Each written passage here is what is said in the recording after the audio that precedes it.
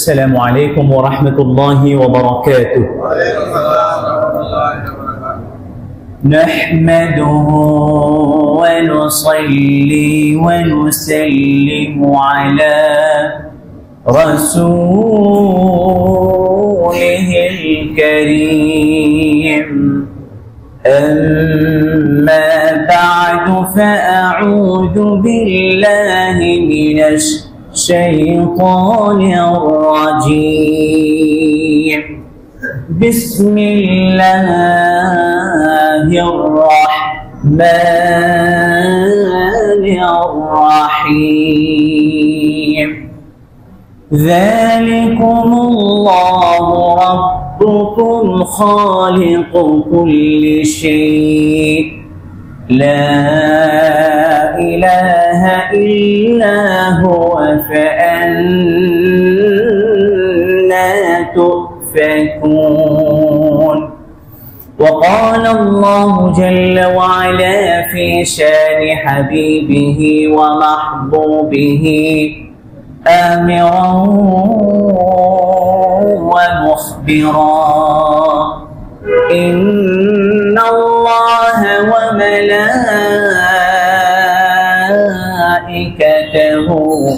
يصلون على النبي يا أيها الذين آمنوا صلوا عليه وسلموا تسليما.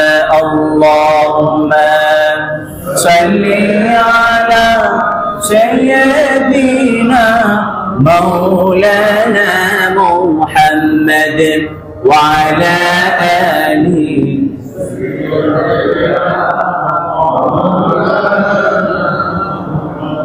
وراودته الجبال الشم من ذهب عن نفسه فأراها أيما شممي. اللهم صل على سيدنا مولانا محمد وعلى آله سيدنا مولانا محمد. بلغ العلا بكماله كشف الدجى بجماله حسنت جميع خصاله. صلوا عليه وآله. بارك الله لنا ولكم في القرآن العظيم ونفعنا وإياكم بالآيات والذكر الحكيم.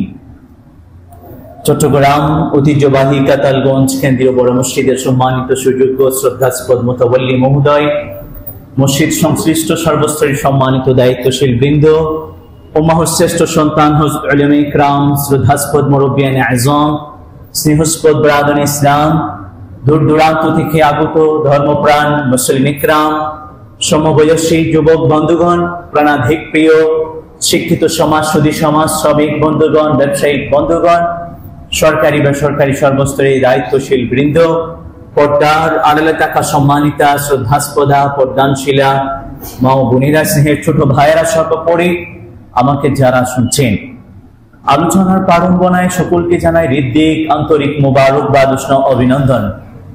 সর্বপ্রথম সেই মহিয়ান গরিয়ান রব্বুল আলামিনের সমিতি কৃতজ্ঞতা জ্ঞাপন করছে, শুকরিয়া আদায় করছে, যিনি আমাদেরকে মুমিন বিশ্বাসী বানিয়েছেন এবং নানাবিধ নানামুখী অসংখ্য অগণিত নিয়ামত দ্বারা আমাদেরকে পরিবেষ্টিত করে রেখেছেন।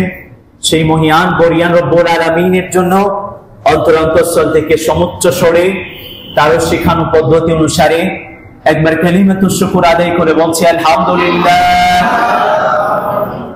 প্রিয় মুসলিম ইকরাম, আজকের আলোচ্য বিষয় হচ্ছে ঈমান কি, ঈমানী চৈতন্যের গুরুত্ব, তাৎপর্য এবং দাবি। আল্লাহর কাছে দোয়া করছি, প্রত্যাশা করছি তিনি যেন কোরআন সুন্নাহ ভিত্তিক কিছু সহিহ শুদ্ধ কথা বলার তৌফিক দান করেন, আমিন। ওয়া মা তাওফীকি ইল্লা বিল্লাহ আলাইহি তাওয়াক্কালতু আলাইহি উনীব। সুবহানাকা লা ইলমা লানা ইল্লা মা আল্লামতানা ইন্নাকা আনতাল আলিমুল হাকীম। সম্মানিত হাজরিন, নিশ্চয় আপনারা জানেন আজ হলো 1446 হিজরি মোতাবেক ইসলামী আরবি বর্ষ পঞ্জিকার প্রথম মাস মাহে মুহররমের 26 তারিখ। তার মানে এখনো আমরা একটি ইসলামী বর্ষ পঞ্জিকার সূচনা লগ্নে সন্নিবেশিত, আমরা যেন দোরগোড়ায় দাঁড়িয়ে আছি, দণ্ডায়মান। একটি বছরের সূচনায় আমাদের ঈমানকে পাকাপোক্ত করা দরকার, এবং আমরা যেহেতু মুমিন বিশ্বাসী, ঈমান কাকে বলে, ঈমানের আরকান কি, ঈমানের দাবিগুলো কি, ঈমান আমাদের কাছে কি চায়, আমরা মুমিন মানে কি, আমরা আল্লাহর কাছে কি পাবো, ইত্যাদি বিষয় নিয়ে আলোচনা করা ঈমানি দায়িত্ব, এবং মুমিন হিসাবে ঈমান কেন্দ্রিক সম্যক অবগতি অর্জন একটি ঈমানি দায়িত্ব। সম্মানিত হাজরিন, সর্বপ্রথম ঈমান কি তা স্পষ্ট করতে চাই। ঈমান আরবি শব্দ, কোরআনী শব্দ, হাদিস ভিত্তিক শব্দ। এই শব্দের আবিধানিক অর্থ হচ্ছে তাসদীক, মানে বিশ্বাস করুন, বিশ্বাস স্থাপন করুন বা বিশ্বাস করা, তাসদীক। পরিভাষায় ঈমান হচ্ছে তিনটি বস্তুর সমন্বয়, তিনটি বিষয়ের সমন্বয় করা। কওলুন বিল লিসান ওয়া তাসদীকুন বিল জিনান ওয়া আমালুন বিল আরকান। মুখে স্বীকৃতি প্রদান করা, লা ইলাহা ইল্লাল্লাহু মুহাম্মাদুর রাসূলুল্লাহ সাল্লাল্লাহু আলাইহি ওয়াসাল্লাম, আল্লাহ ছাড়া কোনো মাবুদ নেই, মুহাম্মদ মুস্তাফা সাল্লাল্লাহু আলাইহি ওয়াসাল্লাম আল্লাহর রাসূল। এই মর্মে মুখে স্বীকৃতি প্রদান করা এবং অন্তরে তা হাড়ে হাড়ে বিশ্বাস করা, আমলের মাধ্যমে তা বাস্তবায়ন করা। এই তিনটি বস্তুর সমন্বয়, তিনটি বিষয়ের সমন্বয়ের নাম হচ্ছে ঈমান। আরো যদি সংক্ষেপে বলি তাহলে বলা যায় আত-তাসদীকু বিমা উলিমা নাজিয়ুর রাসূল সাল্লাল্লাহু আলাইহি ওয়াসাল্লাম তাসদীকান জাযিমান ইজমালান ওয়া তাফসীলা। বিশ্ব মানবতার কান্ডারি, নিখিল বিশ্বের কল্যাণ, আশীর্বাদের মর্থ প্রতীক বিশ্ব নবী, সমগ্র সৃষ্টিকুলের নবী হযরত মুহাম্মদ মুস্তাফা সাল্লাল্লাহু আলাইহি ওয়াসাল্লাম আল্লাহর পক্ষ থেকে জানিয়ে এসেছেন মর্মে জানা যায়। তার বিষয়ে এবং তার আনিত সমস্ত বিষয়ে দৃঢ়ভাবে বিশ্বাসের নাম হচ্ছে ঈমান। তিনি যা যা সংক্ষিপ্ত আকারে নিয়ে এসেছেন তার প্রতি সংক্ষিপ্ত ভাবে, যা যা তিনি বিস্তারিত ভাবে নিয়ে এসেছেন তার প্রতি ব্যাপৃত ভাবে, বিস্তারিত ভাবে বিশ্বাসের নাম হচ্ছে ঈমান। সম্মানিত হাজরিন, এই ঈমান অত্যন্ত গুরুত্বপূর্ণ একটি বিষয় এবং অত্যন্ত গুরুত্বপূর্ণ নিয়ামত বললেই শেষ হয় না। পৃথিবীর মাঝে মানব দানব গোষ্ঠীর প্রতি আল্লাহর যত নিয়ামত আছে, সবচেয়ে বড় নিয়ামত হচ্ছে এই ঈমান। সুবহানাল্লাহ। কারণ এই ঈমান আনলাম মানে আমি জীবন আর কোনো আমলই করলাম না, কেবল পাঠ করেছি লা ইলাহা ইল্লাল্লাহু মুহাম্মাদুর রাসূলুল্লাহ সাল্লাল্লাহু আলাইহি ওয়াসাল্লাম। কেবল বিশ্বাসের সঙ্গে এই কালিমা পাঠ করেছি, কোনো আমল করলাম না।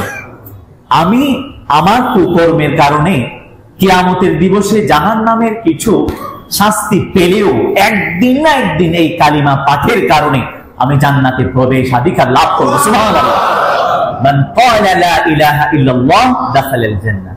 নবীজি সাল্লাল্লাহু আলাইহি সাল্লাম বলেছেন, যে পাঠ করেছে, বলেছে আল্লাহ ছাড়া কোনো মাবুদ নেই, সে অবশ্যই জান্নাতে প্রবেশ করবে। সুবহানাল্লাহ। সম্মানিত হাজরিন, তাহলে এই ঈমান এতটা গুরুত্বপূর্ণ নিয়ামত যে এই নিয়ামতই আমাকে জান্নাত পর্যন্ত পৌঁছে দেবে। অন্যান্য কোনো কিছুই করলাম না, অন্তত যদি কুকর্ম, অশ্লীল কর্ম, হারাম কর্ম যদি বাদ দিয়ে দিই, বেশি আমল করলাম না, অল্প স্বল্প আমল করলাম, এই আমলগুলো আমাকে জাহান্নাম থেকে চিরমুক্তি, চূড়ান্তভাবে জান্নাতে প্রবিষ্ট হবার সেই যোগ্যতা প্রদান করবে। সুবহানাল্লাহ। সম্মানিত হাজিরিন, পক্ষান্তরে কেউ ঈমান আনলো না, আল্লাহ তার রাসূল এবং রাসূল সাল্লাল্লাহু আলাইহি ওয়াসাল্লাম আনিত বিষয়ের প্রতি ঈমান আনলো না, তিনি যা যা জানিয়েছেন সেগুলোর প্রতি বিশ্বাস স্থাপন করলো না, সে যত ভালোই কাজ করুক না কেন, সে ভালো কাজের মূল্য পরকালীন জীবনে আদৌ আল্লাহর কাছে নেই। ইহলৌকিক জীবনে হয়তো আল্লাহ তার প্রতিদান প্রদান করে দেবেন। والذين كفروا أعمالهم كسراب بقيعا يحسبه الظمآن ماء والذين كفروا এবং যারা অবিশ্বাসী, অস্বীকৃতিকারী, অস্বীকারী, কাফির and believers, আ'মালুহুম কাসারাবিন বিকিয়া, মরুভূমিতে যে মরীচিকা, তাদের আমল সমূহ হচ্ছে মরীচিকার নেই, যার কোনো বাস্তবতা নেই। সুবহানাল্লাহ। এটিও আল্লাহর পক্ষ থেকে একটি বড় নিয়ামত। তারা ভালো ভালো কাজ করে পৃথিবীর সকল ধরনের প্রশংসাও যদি করায়, তারা বুকে হাত রেখে বলতে পারবে না যে তারা জান্নাতে যেতে পারবে। এটি মুসলমানদের জন্য একটি সুসংবাদও বটে, বিশ্বাসীদের জন্য একটি সুসংবাদও বটে যে ঈমান এনেছি, আর কিছুর দরকার নেই। অবশ্যই আল্লাহর যদি রহমত কৃপা শামিল হাল হয়, আল্লাহ পছন্দ করেন, আল্লাহ তৌফিক নসিব হয়, আমি অবশ্যই অবশ্যই জান্নাতে প্রবিষ্ট হব ইনশাআল্লাহুল আজিজ। সম্মানিত হাজিরিন, পক্ষান্তরে যারা কাফির, তারা যতই ভালো কাজ করুক না কেন, ঈমান না আনার কারণে তারা কখনো জান্নাতে প্রবিষ্ট হতে পারবে না। সম্মানিত হাজিরিন, ঈমান বিষয়ে আলোচনার প্রাক্কালে সূচনায় আমরা কয়েকটি বিষয় নিয়ে আলোচনা করতে চাই। এক নম্বর হচ্ছে, ঈমানি বিষয়টা হচ্ছে অন্তরের সাথে সম্পৃক্ত, সম্পর্কিত। বলেছিলাম তাসদীক বিল জিনান, অন্তরে বিশ্বাসের নাম ঈমান, মুখে স্বীকৃতির নাম ঈমান, এবং আমলের মাধ্যমে তা বাস্তবায়ন করা ঈমানের দাবি। সম্মানিত হাজিরিন, এই ঈমানের বিষয়ে চাক্ষুষতা বা যৌক্তিকতার কোন মূল্য নেই, কোন ধরনের এভালুয়েশন নেই, ভ্যালুয়েশন নেই। তার মানে আমরা ঈমান এনেছি, আল্লাহকে দেখিনি, এমনকি রাসূল সাল্লাল্লাহু আলাইহি ওয়াসাল্লামকেও দেখিনি, সাহাবায়ে কিরামকে দেখিনি। আমরা আজ করছি, লৌহ কলম কিছুই দেখিনি, জান্নাত জাহান্নাম দেখিনি, কিয়ামত সংঘটিত হবে, তাফসীরাত আমরা দেখিনি। আমরা তবে বিশ্বাস স্থাপন করেছি হিসাব নিকাশ হবে। কুরআন এবং হাদিসে যা যা এসেছে, আল্লাহ এবং তার রাসূল যা যা বলেছেন, তার প্রতি আমরা অগাধ বিশ্বাস স্থাপন করেছি। আমরা কিছুই দেখিনি, এই গায়বান, অদৃশ্যভাবে আমরা এগুলোর প্রতি বিশ্বাস স্থাপন করেছি। ঈমানের ক্ষেত্রে বুঝে আসুক না আসুক, জানি কিংবা না জানি, আল্লাহ আল্লাহর রাসূল যেভাবে বলেছেন সেভাবে বিশ্বাস স্থাপন করতে হয়। এটি ঈমানের একটি বৈশিষ্ট্য। সম্মানিত হাজিরিন, কোরআন কারীমের 2 নম্বর সূরা সূরাতুল বাকারা, সূরাতুল বাকারার সূচনায় আল্লাহ রাব্বুল আলামিন মুত্তাকিনদের ক্ষুধা বিরোধের পরিচয় দিতে গিয়ে বলেছেন, আল্লাযীনা ইউমিনুনা বিল গায়বি ওয়া ইউকিমুনাস সালাহ, যারা গায়বানা, অদৃশ্যভাবে না দেখে বিশ্বাস স্থাপন করে, আবার সালাত কায়েম করে, যাকাত প্রদান করে, অন্যান্য ইবাদতগুলোও করে, তারা হলেন মুত্তাকি। সম্মানিত হাজিরিন, তাহলে ঈমানের ক্ষেত্রে এক নাম্বার বিষয় হচ্ছে গাইবে না, অদৃশ্যভাবে না দেখে বিশ্বাস স্থাপন করতে হয়। আবার আমরা কিছুই দেখিনি এমনটাও না, আমরা না দেখলে কি হয়েছে, আমাদের নবী মুহাম্মদুর রাসূলুল্লাহ সাল্লাল্লাহু আলাইহি ওয়াসাল্লাম মেরাজের রজনীতে আমাদের প্রত্যেকের পক্ষ থেকে সবকিছু যা যা দেখার আছে সবকিছু দেখে এসেছেন। সুবহানাল্লাহ।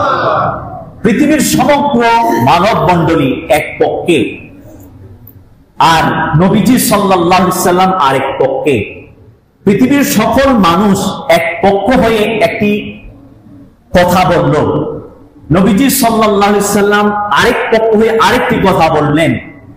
রাসূল সাল্লাল্লাহু আলাইহি সাল্লামের কথাটা পৃথিবীর সমস্ত মানুষের উপর ভারী হয়ে যাবে। সুবহানাল্লাহ। কারণ তার চেয়ে বড় সত্যবাদী পৃথিবীতে আর কেউই নেই। ওয়াস-সাদিক ওয়াল মাসদুক, যেই যুগে তিনি আগমন করেছিলেন, এজ অফ ইগনোরেন্স, তাকে অনেকে নাউযুবিল্লাহ পাগল বলেছেন, এই বলেছেন সেই বলেছেন, তাকে মিথ্যুক বলা হয়েছে, এমন কখনো হয়নি।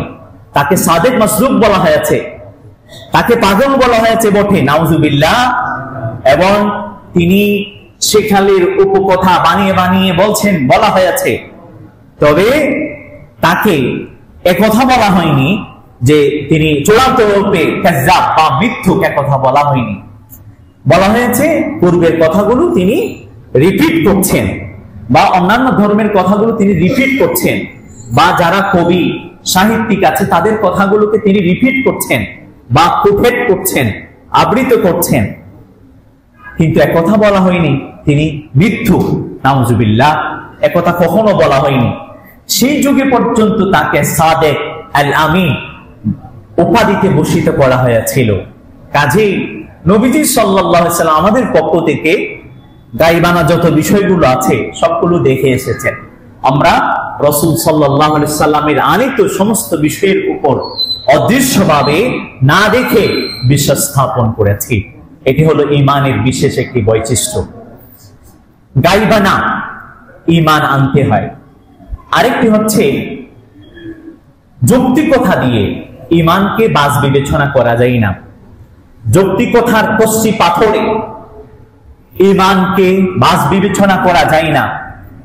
যেমন কুরআন কারীমের মাঝে বলা হলো, ওয়ালাউ আন্না আহলাল কুরা আমানু ওয়াত্তাকু লাফাতাহনা আলাইহিম বারাকাতিন মিনাস সামাই ওয়াল আরদ, যদি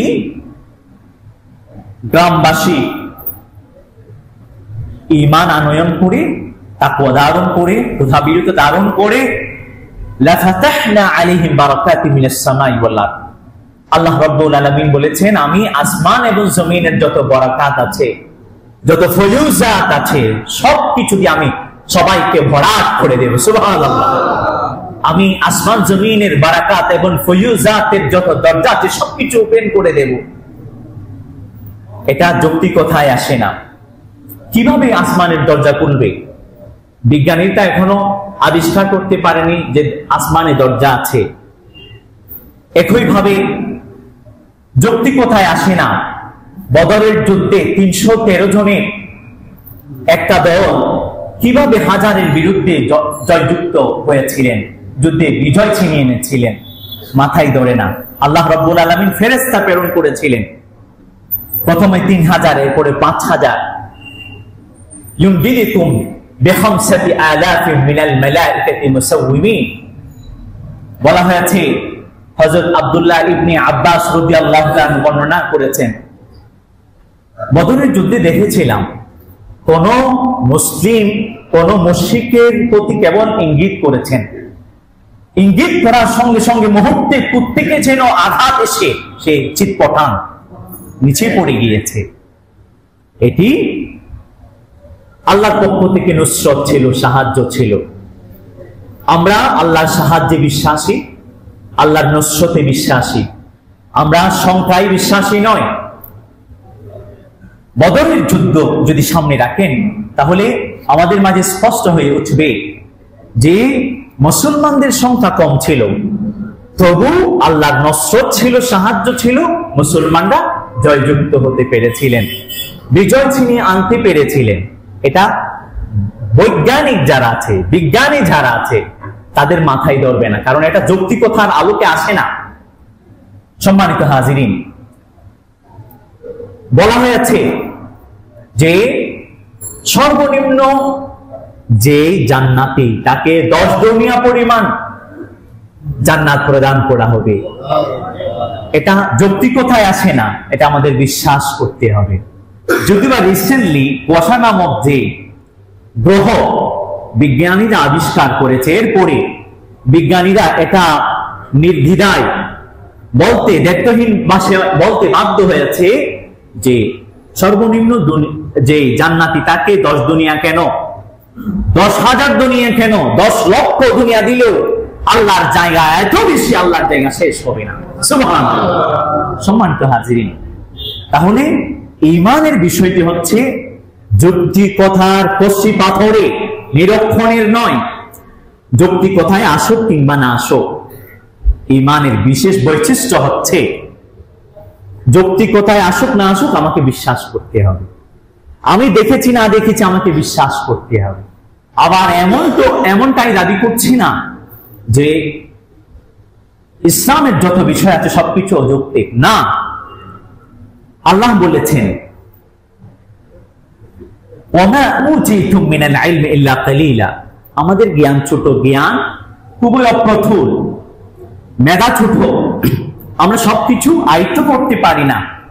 আমাদের যৌক্তিকতা দিয়ে সবকিছু আমরা আয়ত্ত করতে পারি না, এটা হলো আমাদের দুর্বলতা। আল্লাহ বলেছে ওমা উতিতুম মিনাল ইলমি ইল্লা কালিলা, তোমাদের যে জ্ঞানটুকু দান করা হয়েছে তা হলো অতি অপ্রতুল, অতি স্বল্প, তোমরা সবকিছু আয়ত্ত করতে পারবে না। ইসলামের সবকিছু আয়ত্ত করা যায় না যৌক্তিকতার নিরিখে, আবার সবকিছু অযৌক্তিক বলা হচ্ছে না। ঈমানের তাহলে দ্বিতীয় নাম্বার বিষয় হচ্ছে, বৈশিষ্ট্য হচ্ছে যৌক্তিকতা দিয়ে ঈমান নিরীক্ষণ করা যায় না। ঈমানের বিশেষ বৈশিষ্ট্য হচ্ছে যৌক্তিকতা পরিহার করে আল্লাহ এবং তার রাসূলের কথার উপর বিশ্বাস করে বিশ্বাস স্থাপনের মাধ্যমে ঈমান আনয়ন করতে হবে। এরপরে বস্তু দিয়ে ঈমানকে মাঝ বিবেচনা করা যায় না। ঈমান এটা সম্পর্ক অন্তরের সাথে। আমরা যাদের অর্থ সম্পদ বেশি তাদেরকে বলি ধনী, যারা ধনবান তাদেরকে বলি আমরা ধনী। রাসূল সাল্লাল্লাহু আলাইহি ওয়াসাল্লাম বলেছেন না, প্রকৃত ধনী হচ্ছে গিনান নাফস, যার অন্তর বড় সে বড় ধনী।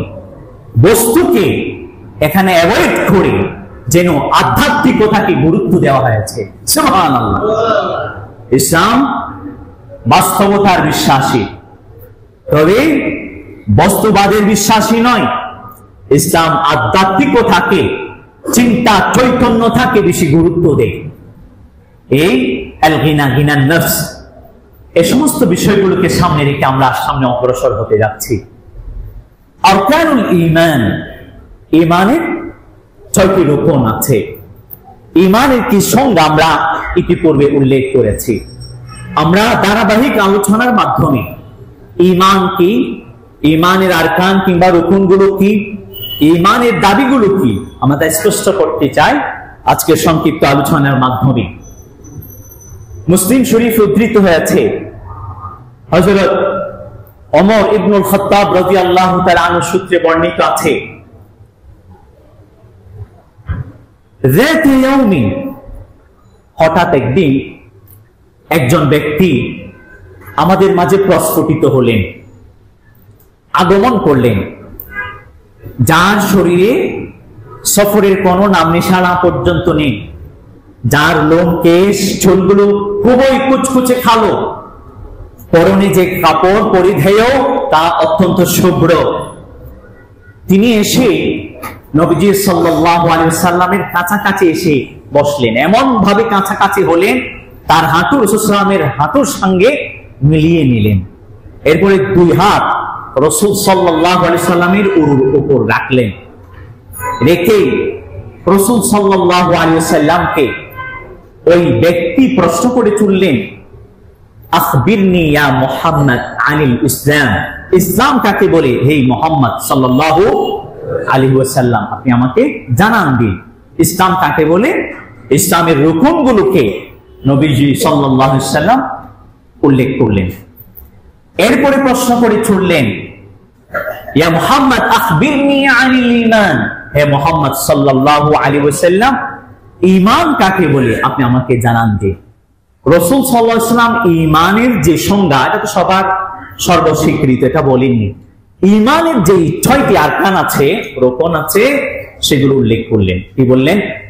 তুমিনা বিল্লাহি ওয়া মালাইকাতিহি ওয়া কুতুবিহি ওয়া রুসুলিহি ওয়াল ইয়াউমিল আখির ওয়াল কদরি খায়রিহি ওয়া শাররিহি। আন তুমিনা বিল্লাহ, ঈমানের সর্বপ্রথম রুকন হচ্ছে যে তুমি সম্যকভাবে, দৃঢ়ভাবে আল্লাহর প্রতি বিশ্বাস স্থাপন করবে। আন তুমিনা বিল্লাহ ওয়া মালাইকাতিহি, আল্লাহর ফেরেশতাকুলির প্রতি, ওয়া কুতুবিহি, আল্লাহ প্রদত্ত, আল্লাহ কর্তৃক নাজিলকৃত রিভিলড 104 খানা কিতাবের প্রতি, ওয়া রাসূলিহি, আল্লাহ রব্বুল আলামিন প্রদত্ত প্রেরিত রাসূলগণের প্রতি, ওয়াল ইয়াউমিল আখির, পরকালীন জীবনের প্রতি, ওয়াল কদরি খায়রিহি ওয়া শাররিহি, তাকদীরের ভালো মন্দের প্রতি তুমি বিশ্বাস স্থাপন করবে। এই 6টি বিষয় হচ্ছে আরকানুল ঈমান। এই আরকানুল ঈমান কেন্দ্রিক সম্যক বিস্তারিত ব্যাপৃত আলোচনার দাবি রাখে।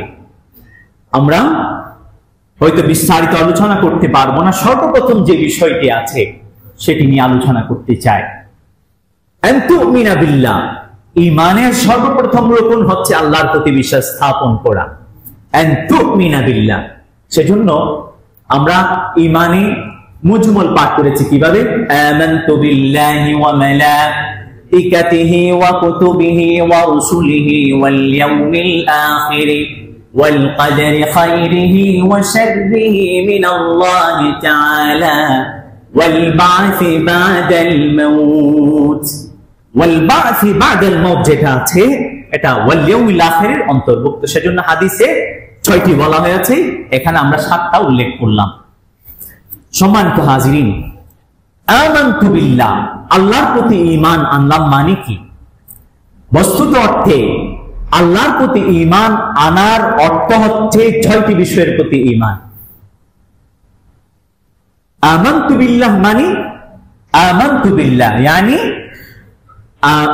আল ঈমান বিত-তাওহীদ ফি যাতিহি, আল্লাহ সত্তাগত দিক বিবেচনায় একজন সত্তা, তার একক সত্তার প্রতি আমি ঈমান আনয়ন করেছি। সুবহানাল্লাহ। কুল হুয়াল্লাহু আহাদ আল্লাহুস সামাদ লাম ইয়ালিদ ওয়া লাম ইউলাদ ওয়া লাম ইয়াকুল লাহু কুফুয়ান আহাদ।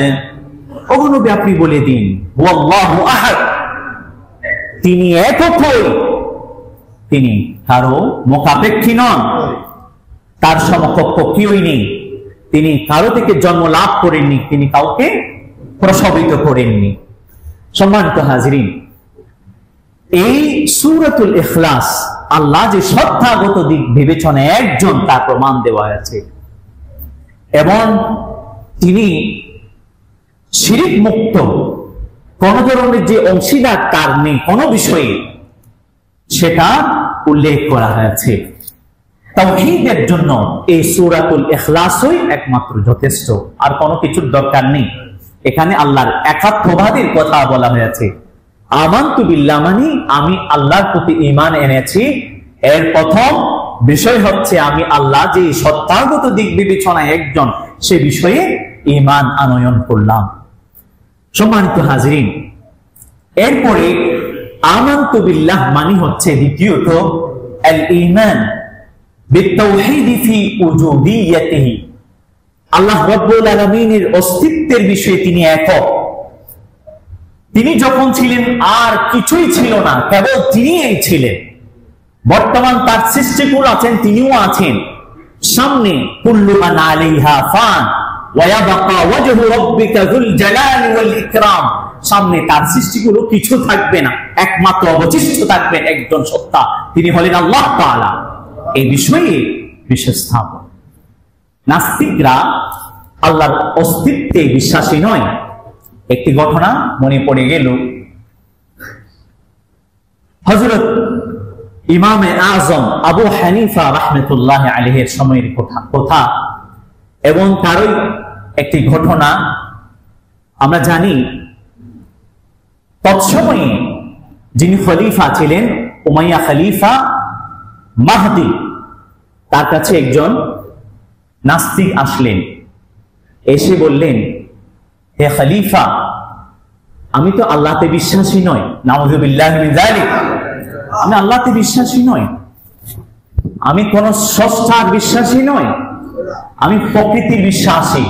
পৃথিবীতে যা যা কিছু হচ্ছে সব স্বভাবতই হচ্ছে, প্রাকৃতিক ভাবে হচ্ছে। মানুষ প্রাকৃতিক ভাবে জন্ম লাভ করছে, আবার প্রাকৃতিক ভাবে মৃত্যুর ঘনঘটায় আচ্ছন্ন হবে, মৃত্যুবরণ করবে।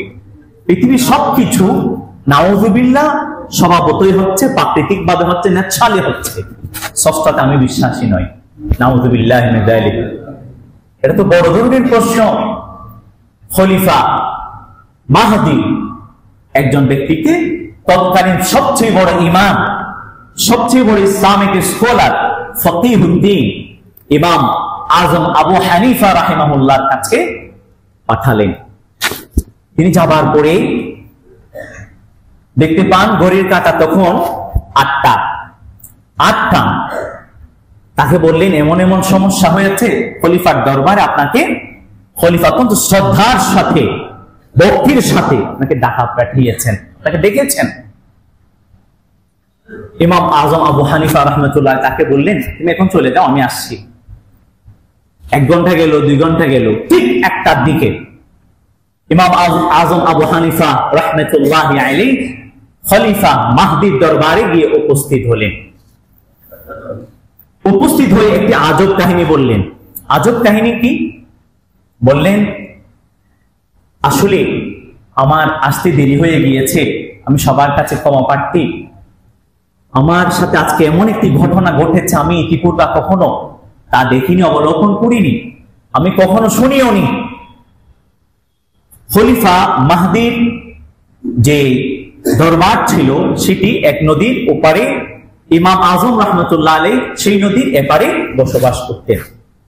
আমি যখন ঘর থেকে বের হলাম আপনার কাছে আসার জন্য, ফিরে যখন আসলাম দেখতে পেলাম আশপাশে কোনো মাল্লামাঝি নেই, কোনো নৌকা নেই, কোনো স্টিমার নেই, কোনো স্পিড বোট নেই, কিছুই নেই। আমি কিভাবে আসবো? এত দূরের পথ, আমি তো সাঁতার কেটে আসতে পারবো না। আমি দণ্ডায়মান ছিলাম। একটু বসে হঠাৎ দেখি নদীর মাঝখান থেকে বেশ কিছু বৃক্ষ চলে আসলো। বৃক্ষগুলো, কাষ্ঠখণ্ডগুলো একের সাথে এক জোড়া লাগিয়ে যাচ্ছিল। মুহূর্তে দেখলাম সেখান থেকে কিছু আলকাতরা আসলো, পরস্পরে জোড়া লেগে গেল। আমি সংক্ষেপে বলছি, জোড়া লেগে সেটি নৌকা সে যে আমার সামনে আসলো, আমি সেটাতে উঠলাম। সেটাতে উঠে কি করলাম, এপার থেকে ওপারে চলে আসলাম। আবার আমি এপারে এথিরে নেমে যাবার পরে এই নৌকা আপনা আপনি অদৃশ্য হয়ে গেল, চলে গেল। খলিফা মাহদি বললেন, কিরে ইমাম সাহেব হুজুর, আমি তো আপনাকে অনেক বড় জ্ঞানী ভাবতাম, আজকে দিকে আপনি ছোট্ট বাচ্চার মতো কথা বলছেন, ছোট্ট বাচ্চার মতো কথা বলছেন। আপনা আপনি একটা নৌকা আসে নাকি? আপনা আপনি একটি নৌকা সৃষ্টি হয় নাকি? কোন মাল্লামাঝি ছাড়া একটা নৌকা চলে নাকি? ওদিকে নাস্তিক বড় একটা সুযোগ পেয়ে গেল। সে বড় সড়ে বলে উঠলো, আমি বললাম না কোন স্রষ্টা বলতে নেই। যারা স্কলার সেজে বসে আছেন, যারা বিশ্বাসী মুমিন, তারা তো অবস্থানতার বিশ্বাসী, তারা তো অন্ধবিশ্বাসী। তারা যে সমস্ত বিষয় নিয়ে বিশ্বাস করে এগুলোর কোনো যৌক্তিকতা নেই।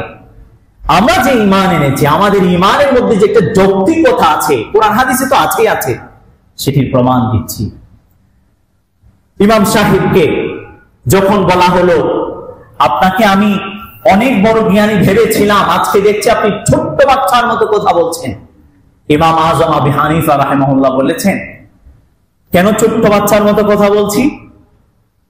তখন খলিফা মাহদি বললেন, আপনি যে বললেন আপনা আপনি এই সেই হয়ে গেল।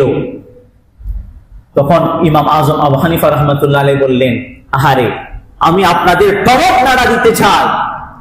একটা নৌকা যদি সমুদ্রের মাঝখান থেকে নিজে নিজে সৃষ্টি হতে না পারে, এই পাশ থেকে অপাশে যেতে না পারে মাল্লামাঝি ছাড়া, তাহলে এই বিশাল বিশ্ব ব্রহ্মাণ্ড কিভাবে নিজে নিজে চলে? সূর্য কিভাবে নির্দিষ্ট সময়ে পূর্ব থেকে উদিত হয়ে পশ্চিমে স্থমিত হয়, এবং বিশ্বের এমন কোনো কিছু নেই যেটি নিজ গতিতে নিজস্ব সময়ে নিজের কক্ষপথে চলছে না, পরিচালিত হচ্ছে না, কোনো কিছুই নেই। বিশ্বের একজন পরিচালক আছেন, একজন স্রষ্টা আছেন, তিনি হলেন আল্লাহ সুবহানাহু ওয়া তাআলা। এই আমরা যে ঈমান এনেছি, এই ঈমানের পেছনে যৌক্তিকতা আছে, এই ঈমানের পেছনে প্রুফ এবং এভিডেন্স আছে, দলিল আছে, কোরআন আছে, হাদিস আছে। সম্মানিত হাজিরিন, তাহলে ঈমান কি, ঈমানের আরকান কি, এবং আমরা এখন জানবো ঈমানের দাবি কি। আমরা পাঠ করেছি লা ইলাহা ইল্লাল্লাহ মুহাম্মাদুর রাসূলুল্লাহ সাল্লাল্লাহু আলাইহি ওয়াসাল্লাম, আল্লাহ ছাড়া কোনো মাবুদ নেই, মুহাম্মদ সাল্লাল্লাহু আলাইহি ওয়াসাল্লাম আল্লাহর রাসূল। এখানে এক নম্বর যে দাবি ঈমানের, সেটি হচ্ছে আমি যেন এই কালিমার মাধ্যমে দাবি করছি আল্লাহই সবচেয়ে বড়, আর অন্যান্য যত কিছু আছে সব আল্লাহর সৃষ্টি, সবাই ছোট, কাজে আমি মাথা নত করবো একজন সত্তার কাছে, তিনি হলে আল্লাহ সুবহানাহু ওয়া তাআলা। ওয়ালাহু আসলামা মান ফিস সামাওয়াতি ওয়াল আরদি তাওআন ওয়া কারহা ওয়া ইলাইহি ইউরজাউন। ভূপৃষ্ঠে এবং আসমানগুলোতে, নবমণ্ডল ভূমণ্ডলে যা যা কিছু আছে সবকিছু ইচ্ছাকৃতভাবে বা অনিচ্ছাকৃতভাবে আল্লাহর কাছে আত্মসমর্পণ করেছে। আসলামা, আত্মসমর্পণ করেছে। ও ইলাইহি ইউরজাউন, সবকিছু তারই কাছে প্রত্যাবর্তিত হবে। সম্মানিত হাজিরিন, তাহলে এক নম্বর দাবি হচ্ছে আল্লাহর কাছে, আল্লাহর সামনে আত্মসমর্পণ করা। দ্বিতীয় নম্বর দাবি হচ্ছে, যেহেতু আমি বললাম আল্লাহ ছাড়া কোনো মাবুদ নেই, কাজে ইবাদত হবে আল্লাহরই। সমস্ত নবী রাসূলগণ পৃথিবীতে আগমন করে একটি বিষয়ে দাওয়াত দিয়েছেন, সেটি হলো লা ইলাহা ইল্লাল্লাহু ফা'বুদু ওয়া মা আরসালনা মির রাসূলিন ইল্লা নূহি ইলাইহি আন্নাহু লা ইলাহা ইল্লা আনা ফা'বুদু। এই বিষয়ের দাবি এবং দাওয়াত সবাই করেছেন। আল্লাহর ইবাদত করতে হবে, তাকে কারোর সাথে শরীক করা যাবে না, তার সাথে কাউকে শরীক করা যাবে না। এবং অভিভাবক হিসাবে যেন আমি মেনে নিলাম একমাত্র আল্লাহ আমার অভিভাবক। আল্লাহ ওয়ালিউল্লাযীনা আমানু, আমি ঈমান এনেছি মানে আমার অভিভাবককে আল্লাহ। ইউখরিজুহুম মিনাজ যুলুমাতি ইলান নূর, সকল ধরনের তমাশচ্ছন্নতা, অন্ধকার থেকে আলোর পথে জান্নাতে আমাদেরকে নিয়ে যাবে আল্লাহ সুবহানাহু ওয়া তাআলা। একই ভাবে বিজয় অর্জনের জন্য পরীক্ষা দেওয়ার ক্ষেত্রে আমরা সচেতন থাকবো, সোচ্চার থাকবো, যত্নশীল থাকবো। কেন? আল্লাহ যে কোনো বিষয়ের ক্ষেত্রে যদি বলা মুসিবত আছে, হেফাজতের মালিক আল্লাহ, আল্লাহ হেফাজত করবেন। একই ভাবে আল্লাহর সন্তুষ্টির জন্য সবসময় পাগল পাড়া থাকবো। আল্লাহর সন্তুষ্টি, পৃথিবীর কারো সন্তুষ্টি নয়, আল্লাহর সন্তুষ্টি। আল্লাহ আমাদের সঠিক বোঝার আমল করার তৌফিক দান করুক, আমিন। আসসালামু আলাইকুম ওয়া রাহমাতুল্লাহি ওয়া বারাকাতুহু।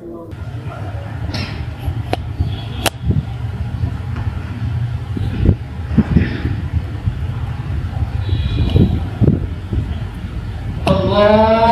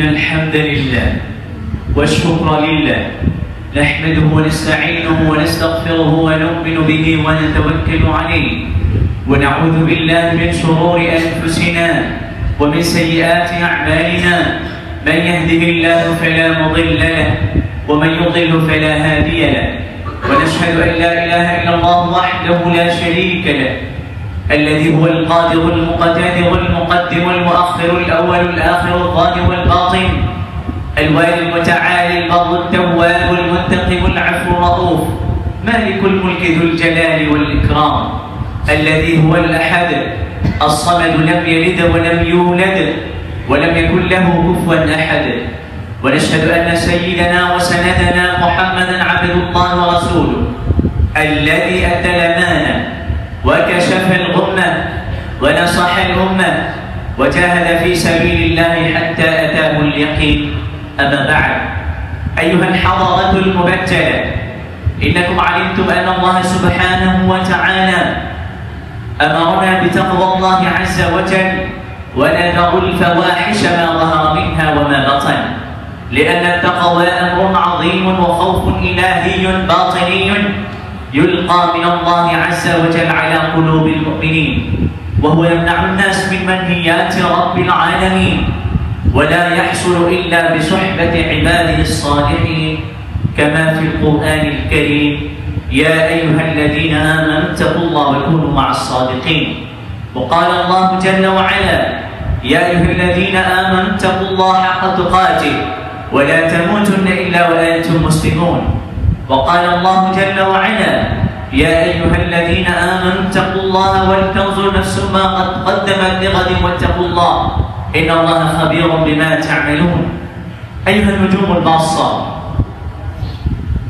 ناقشت اليوم عن الإيمان وأهميته وعن أهمية شعوره وما إلى ذلك من الحقيقة السلمية من أعظم نعم الله سبحانه وتعالى التي أعطاها الله سبحانه وتعالى الناس يعني المؤمنين إيمانا الإيمان من أعظم نعم الله سبحانه وتعالى نحن المؤمنون فعلينا أن نعلم ما هو الإيمان من الحقيقة ونحن نعلم أن الإيمان لغة التصديق واصطلاحا هو التصديق هو التصديق بما علم مجيء الرسول صلى الله عليه وسلم تصديقا جازما، تصديقا مهما إجمالا وتفصيلا، وكذلك قول باللسان وتصديق بالجنان وعمل بالأركان. الإيمان له أهمية عظيمة، ولذا قال الحبيب المصطفى صلى الله عليه وسلم: من قال لا إله إلا الله دخل الجنة. وقال الحبيب المصطفى صلى الله عليه وسلم: من كان آخر كلامه لا إله إلا الله دخل الجنة. علينا أن نهتم بهذه الكلمة الطيبة المبجلة المشرفة، أصلها ثابت وفرعها في السماء. أيها النجوم الباصة، له 6 أركان. لما جاء جبرائيل عليه الصلاة والسلام إلى النبي صلى الله عليه وسلم وسأل عن الإيمان، فأجاب رسولنا صلى الله عليه وسلم هكذا: أن تؤمن بالله وملائكته وكتبه ورسله واليوم الآخر والقدر خيره وشره من الله تعالى. علينا أن نؤمن بهذه الأمور ال6. وبعد ذلك قال الله جل وعلا: يا أيها الذين آمنوا آمنوا بالله ورسوله والكتاب الذي نزل على رسوله والكتاب الذي أنزل من قبل، ومن يكفر بالله وملائكته وكتبه ورسله واليوم الآخر فقد ضل ضلالا بعيدا. وقال الله جل وعلا: ذلكم الله ربكم خالق كل شيء لا إله إلا هو فأنا تؤفكون. فعلينا أن نؤمن بالله مخلصا. نحن نقول آمنت بالله، يعني الإيمان بالتوحيد في ذاته، قل هو الله أحد الله الصمد لم يلد ولم يولد ولم يكن له كفوا أحد. وكذلك آمنت بالله يعني الإيمان بالتوحيد في وجوه ديته وكان، ويبقى وجه ربك ذو الجلال والإكرام ويكون. وكذلك آمنت بالله يعني الإيمان بالتوحيد في ألوهيته وربوبيته، وكذلك التوحيد في أسمائه وصفاته جميعا، وكذلك التوحيد في مشروعية أحكامه، في تشريع أحكامه وما إلى ذلك. أسأل الله العظيم رب العرش العظيم أن يوفقنا حق التوفيق كي نستطيع أن نؤمن بالله ورسوله والكتاب المنزل على رسوله صلى الله عليه وسلم. الله هو الموفق والمعين.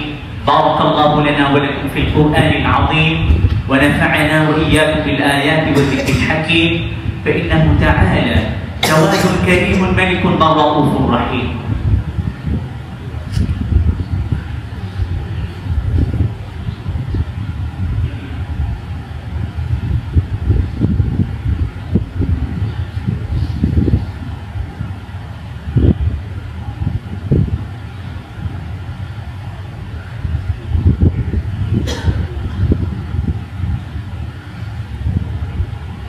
الحمد لله الأكرم الذي خلق الإنسان وكرم وعلمه من البيان ما لم يعلم، فسبحان الله الذي لا يحصى امتنانه باللسان ولا بالقلم.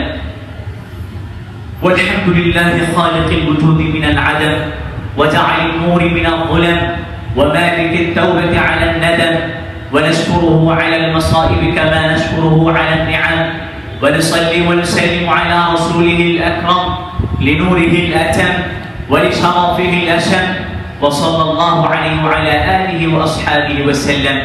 أما بعد، فقد قال الله سبحانه وتعالى في شان حبيبه ومحبوبه آمرا ومخبرا: إن الله وملائكته يصلون على النبي يا أيها الذين آمنوا صلوا عليه وسلموا تسليما. وقال الحبيب المصطفى صلى الله عليه وسلم: البخيل من ذكرت عنده فلم يصلي عليه، فعلينا أن نصلي ونسلم على سيدنا محمد صلى الله عليه وسلم مرارا ليلا ونهارا صباحا ومساء. اللهم صل على محمد وعلى آل محمد كما صليت على إبراهيم وعلى آل إبراهيم إنك حميد مجيد. اللهم بارك على محمد كما باركت على إبراهيم وعلى آل إبراهيم إنك حميد مجيد. فسهل يا إلهي كل صعب بحرمة سيد الأبرار سهل. اللهم سهل، اللهم عجل، اللهم كمل يا رب العالمين. ربنا آتنا في الدنيا حسنة وفي الآخرة حسنة وقنا عذاب النار.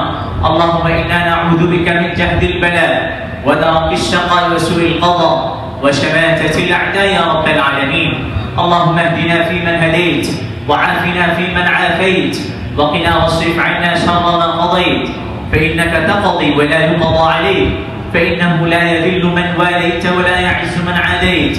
تباركت ربنا وتعاليت، نستغفرك ونتوب إليك.